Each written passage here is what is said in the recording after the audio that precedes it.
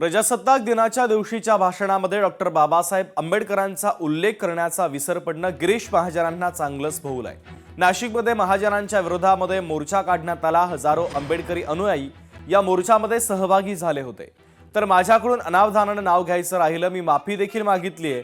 मी पुन्हा एकदा दिलगिरी व्यक्त करतो असं गिरीश महाजन यांनी म्हटलंय। तसंच मला एकट्याला का टार्गेट केलं जातंय असा सवाल देखील महाजन यांनी उपस्थित केला।